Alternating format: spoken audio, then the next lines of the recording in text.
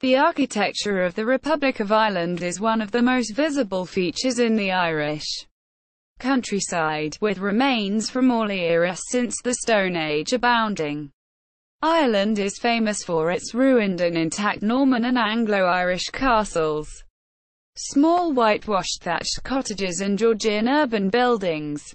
What are unaccountably somewhat less famous are the still complete Palladian and rococo country houses, which can be favourably compared to anything similar in Northern Europe, and the country's many Gothic and neo-Gothic cathedrals and buildings. Despite the oft-times significant British and European influence, the fashion and trends of architecture have been adapted to suit the peculiarities of the particular location. In the late 20th century, a new economic climate resulted in a renaissance of Irish culture and design, placing some of Ireland's cities, once again, at the cutting edge of modern architecture. Pre-Christian Ireland. Grange Stone Circle is the largest such megalithic construction in Ireland. The earliest date from the Neolithic or Late Stone Age. Megalithic tombs are relatively common, with court graves or court tombs being the oldest, some dating back to around 3500 BC. Such tombs consisted of a long chamber, with a large open area, or court, at the entrance. This court was generally marked out with standing stones, with the rest of the structure also built in stone. Passage tombs consisted of a central burial chamber, with a long passageway to the entrance.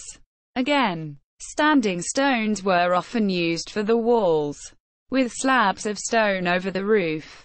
Newgrange in particular is more interesting in that the inner chamber uses corbelling to span the roof. The chamber and passageway were usually contained in an earthen mound, with the chamber at the centre. Newgrange is again notable in having exterior stonework on the mound. Other notable passage graves are Noath and Douth, also in the Boyne Valley near Drogheda. From some time beginning around the Iron Age, Ireland has thousands of ring forts, or raths. These consist of an earthen embankment around a central enclosure, sometimes sited on a raised mound. In some cases a souterrain tunnel forms part of the structure. These were built also as hill forts depending on the local terrain, or indeed promontory forts. Dún Aengus on the Aran Islands, one of the best examples of these forts, which may have been occupied at various times, even in the medieval era. Early Christian Ireland. One feature not usually found outside Ireland is the round tower, such as that at Clonmacnoise in County Offaly, or the one on Devonish Island near Enniskillen in County Fermanagh. These were usually built within the monasteries that sprang up all over the island. As the country became the land of saints and scholars, they were possibly defensive in nature, serving as lookout posts and a place of refuge during an attack. The door to such structures was usually quite high off the ground. Viking raids on island shores and monasteries were relatively common. St. Cronan's Church in Tuamgraney, County Clare, a pre-Romanesque church which dates from the 10th century, is the oldest church in continuous use in both Ireland and Great Britain. Eventually some Vikings settled permanently in Ireland, and the main cities were established by the Vikings. Although no buildings from that era are now intact, some street arrangements have their origins in the original Viking layouts. Remains of Viking dwellings have been discovered in many locations, but notably at Wood Quay in Dublin, King John's Castle in Limerick, and near Waterford, where what is thought to be the original settlement at Waterford has been uncovered in 2004 during construction of the city's ring road. Medieval Ireland. After early stone remains, the next most visible features in the Irish countryside are the innumerable castle remains, tower houses and intact castles.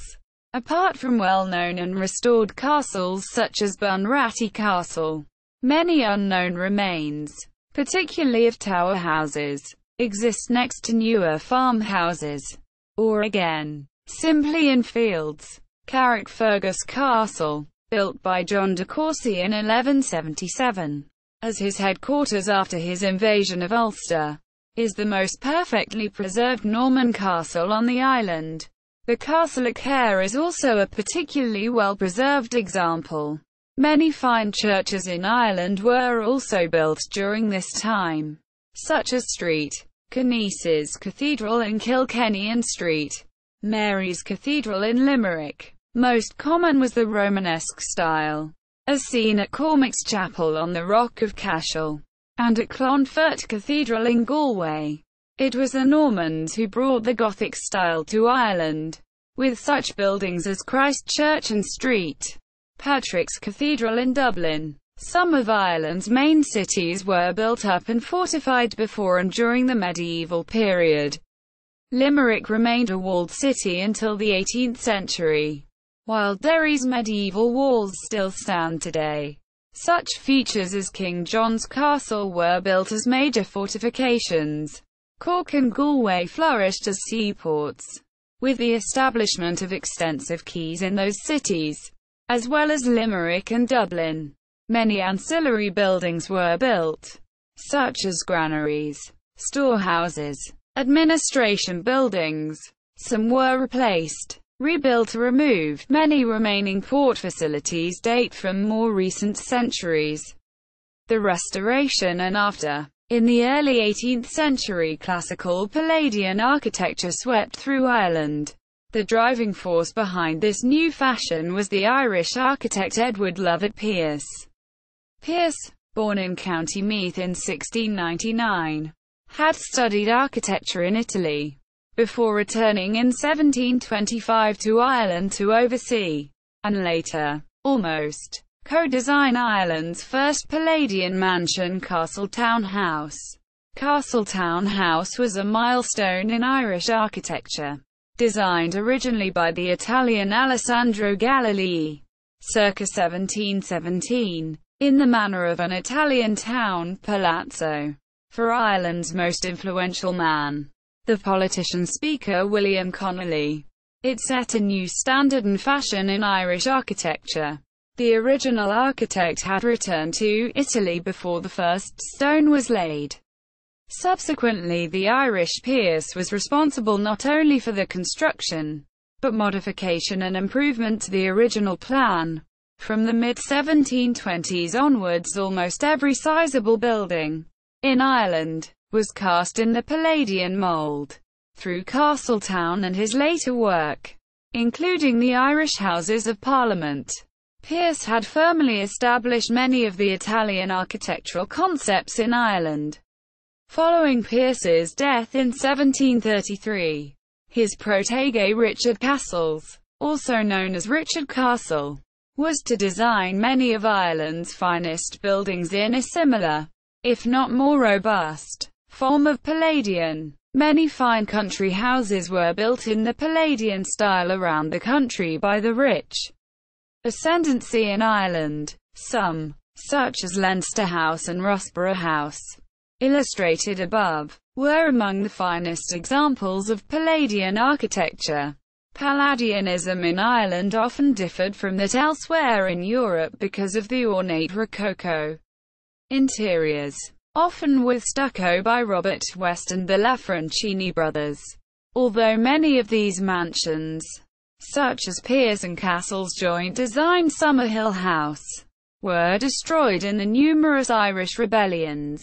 Many examples of this unique marrying of the Rococo and Palladian still remain today as unique examples of Irish Palladianism. Also notable was Thomas Burgh, 1670 to 1730, the architect of Trinity College Library, 1712, Dr. Stephen's Hospital, 1719, and the Royal Barracks, 1702. Elsewhere in Dublin, George Semple built St.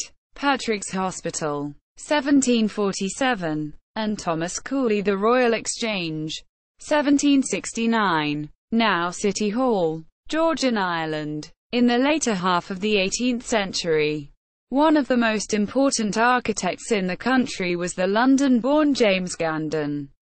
Gandon came to Ireland in 1781 at the invitation of Lord Carlow and John Beresford, the Irish Commissioner of Revenue. Gandon's buildings in Dublin include the Custom House, the Four Courts, the King's Inns in the east, an extension to the Irish Parliament building in College Green. By this time the Palladian style had evolved further, and the strict rules of mathematical ratio and axis dictated by Palladio had been all but abandoned. This subsequent evolution is generally referred to as Georgian architecture. It is in this style that large parts of Dublin were rebuilt, causing the city to be referred to as Georgian Dublin. Francis Johnston was the third great Irish architect of this period. Johnston served as architect of the Board of Works for a time and was thus responsible for much of the planning of Georgian Dublin. He also left a number of very fine buildings, including St. George's Church, Hardwick Place and the Viceregal Lodge in the Phoenix Park. This latter now serves as Áras an Uaisht, the official residence of the President of Ireland, and is one possible model for the White House in Washington.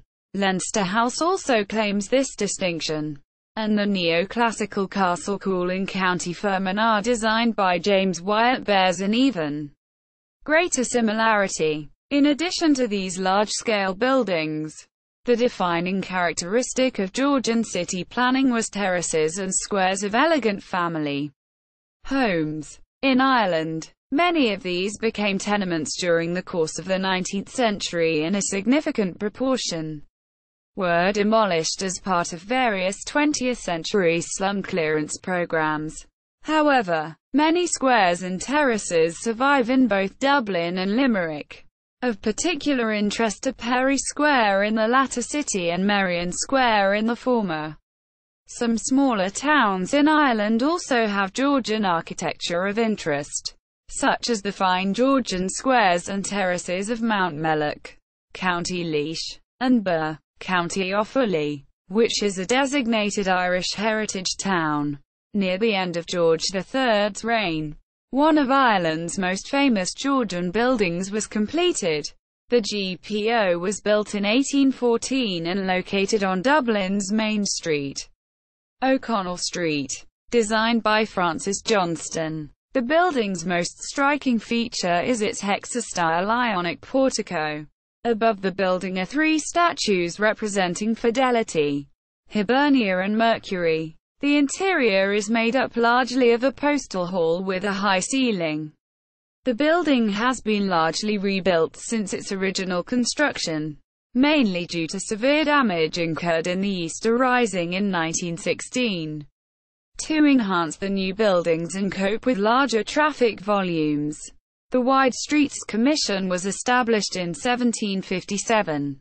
It bought houses by compulsory purchase to widen streets or to create new ones. Victorian period. During the 19th century, because all of Ireland was a constituent part of the United Kingdom, British architecture continued to influence building styles in Ireland. Many prominent Irish buildings were designed and built in Ireland during this period, 1837 to 1901, including Findlater's Church on Parnell Square, the Royal City of Dublin Hospital, Olympia Theatre, the Central Markets in Cork, the National Museum of Ireland, the National Library of Ireland, the Natural History Museum, and the National Gallery of Ireland. Many of these new buildings were located in the south side of Dublin in places like Kildare Street and Baggot Street and in the centre of Cork. However, few buildings were built outside the major cities other than a few railway stations in the provincial towns.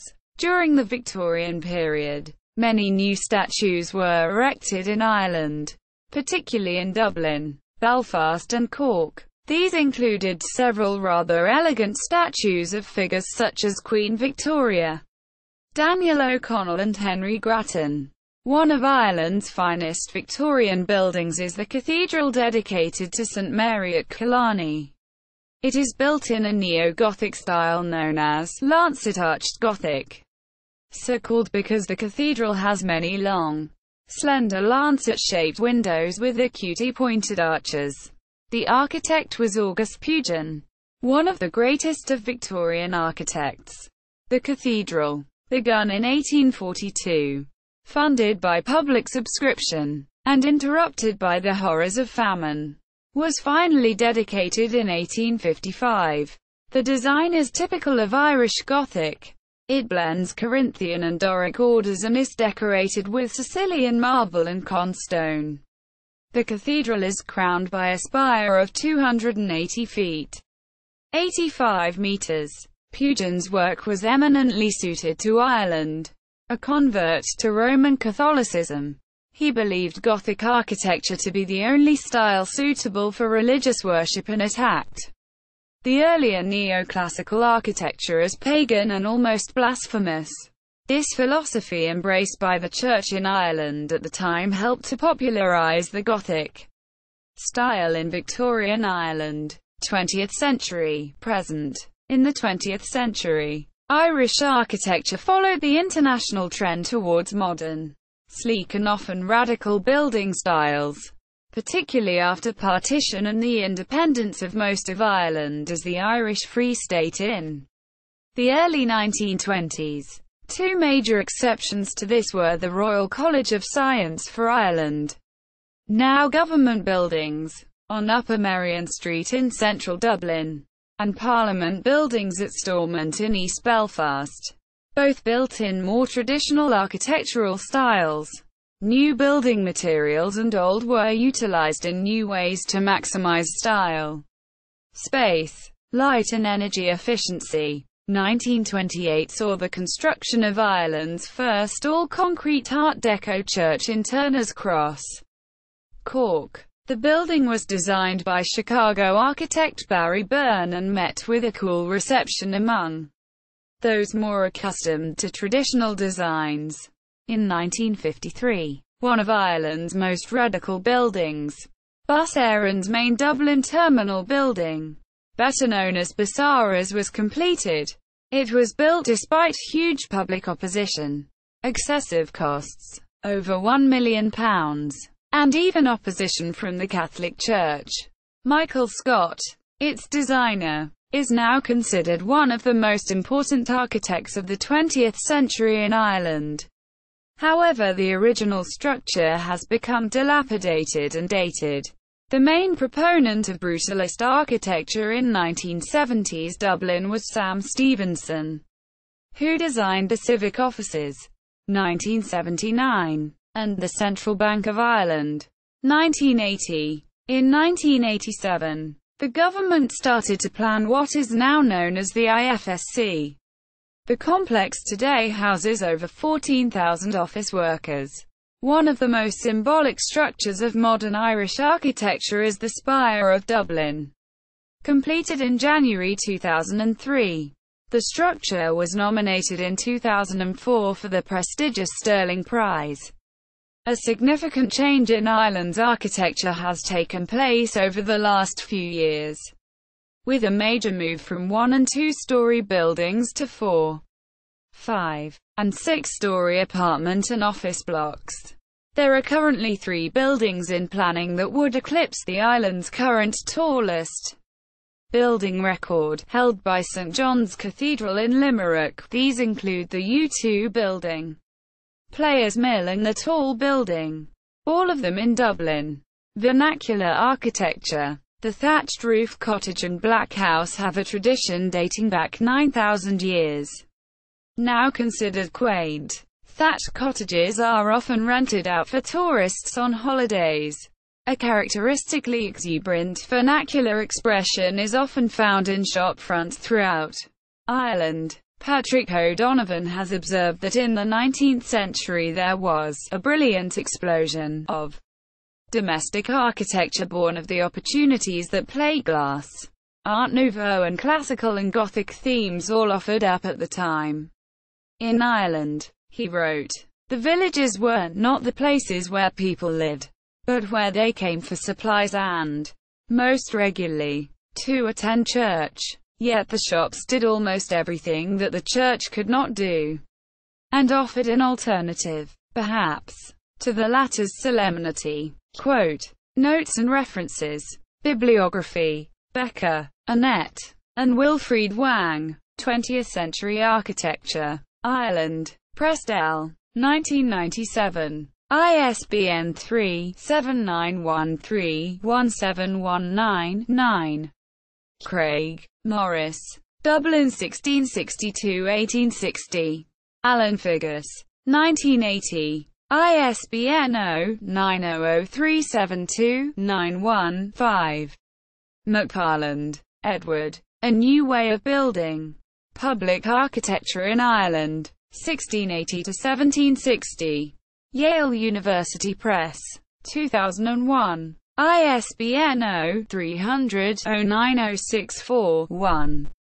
Dennison, Gabriel, and Biberney-Flowen. Traditional Architecture in Ireland. Royal Irish Academy. 1994. ISBN 1-898473-09-9. McCullough, Niall. A Lost Tradition. The Nature of Architecture in Ireland. Gandon Editions. 1987. ISBN 0-946641-03-X. See also. Andrew Devane. Irish Architectural Archive. List of Irish towns with a market house. Listed buildings in Northern Ireland. Georgian Dublin. Architecture of Limerick. Newtown Perry. Georgian Limerick. Sheila Nagig, an architectural grotesque which adorns numerous ancient buildings. Archizik. Irish Architecture Online. Ireland at the First Lisbon Architectural Triennale. 2007. Details of Arts Council support for architecture in Ireland. Architectural Association of Ireland. Dictionary of Irish Architects. Irish Architecture Foundation. Loving Architecture Festival. Royal Institute of the Architects of Ireland. Civic and Ecclesiastical Architecture of Georgian Dublin Collection. AUCD Digital Library Collection. Domestic Architecture of Georgian Dublin Collection. AUCD Digital Library Collection. The Irish Architectural Archive. Urban Design Ireland. The Irish Georgian Society. Ireland at the 10th International Architecture Venice Biennale. 2007. National Inventory of Architectural Heritage, NIAH. The Archaeology of Ancient Ireland. Michael Sundermeyer. Dublin Town Planning Competition 1914. AUCD Digital Library Collection. Dataset comprising photographic documentation of 444 buildings in Dublin, Ireland. AUCD Digital Library Collection. Hibernia. Inventories include historical, geographical, and architectural information collected from 1993 to 1995 for 1280 of Dublin's buildings. AUCD Digital Library Collection.